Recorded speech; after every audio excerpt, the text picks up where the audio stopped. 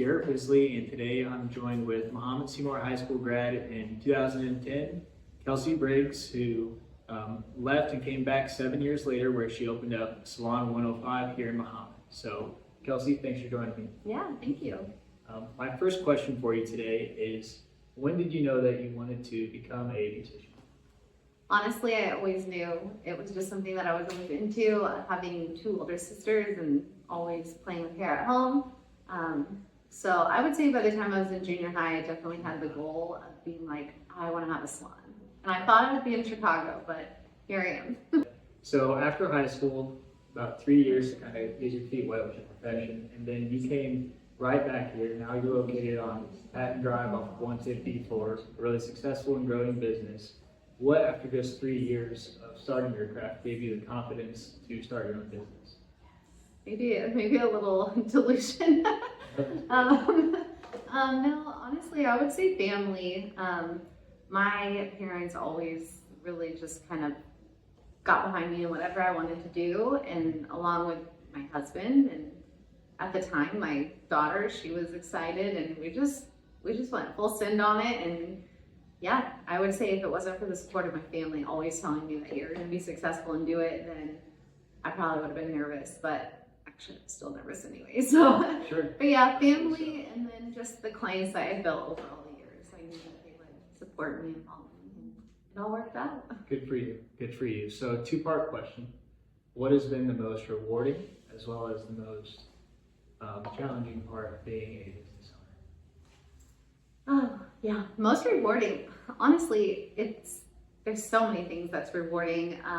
Not only the relationships you get to build with your clients, as I'm sure you know, here, you get really close with people. So that's really rewarding, is, getting close to people within the community that you grew up with. You get to be there for them through so many things, like sad things, happy things, important things in their life.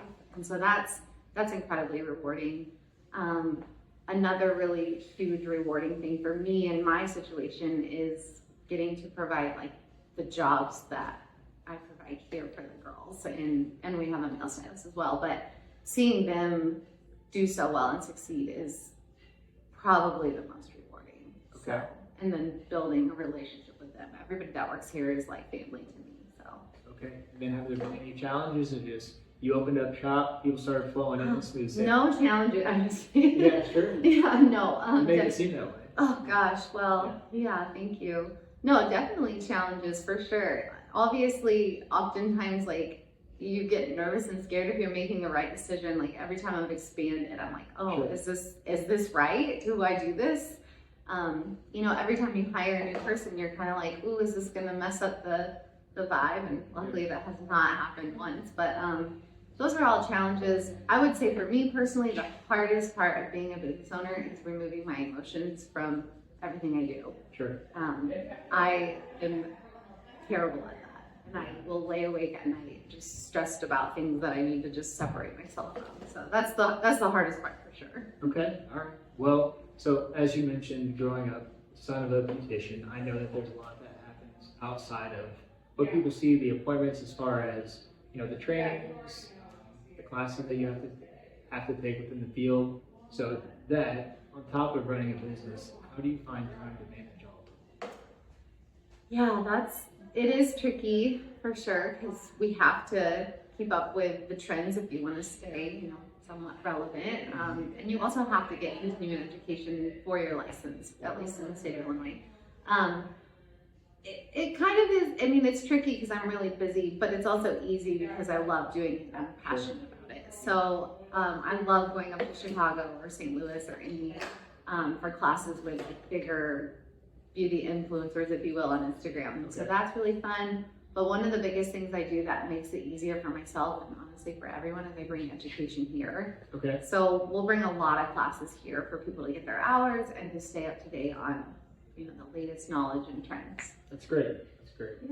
Yeah. So although here you obviously do cuts color, the mainstream things, I know that you guys provide a lot of other services. Could you give me kind of a brief rundown of what those are?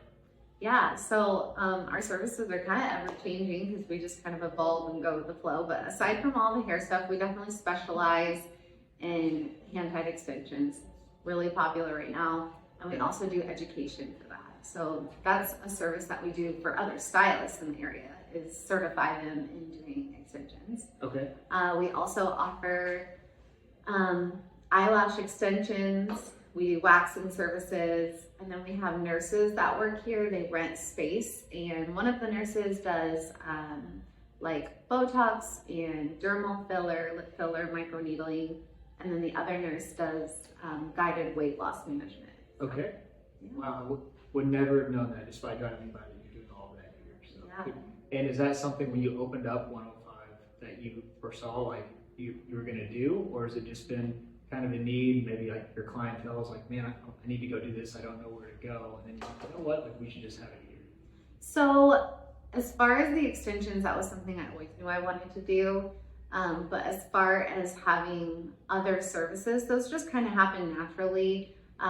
The nurse that does the Botox and dermal filler, she actually was a client of mine who was a really good friend. And so when we expanded into this space, we expanded with the intention of having a spot for her to offer those services, because we were like, man, our clientele is probably really similar and we could really help each other. So Yeah. that's why it was that way. Not great. So last question for you. Have you ever had a hairstyle that you've been interested in trying out but you've never pulled the trigger on? So my stylist just looked at me. I know they were talking about it like as we were sitting down today. Yes, this has been an ongoing. So I'm a long hair girly. I always have been. I have donated my hair twice in the past. Okay. When I was younger and not so great at styling my hair, and both times I did it, I just felt like I looked like a little kid. So now that I'm like an adult, I've been toying with the idea of doing like a short bob, but Okay. I just don't know. Yeah. I don't know if I Leave can do fit. it. Yeah, I don't know. Okay. Well, I guess we'll see soon enough if you Yes. pull the trigger or not. Yep. We'll tell. Time will tell. Well, thanks for joining me today. I know that you're nothing but busy, so thank you again. Thank you. Yeah,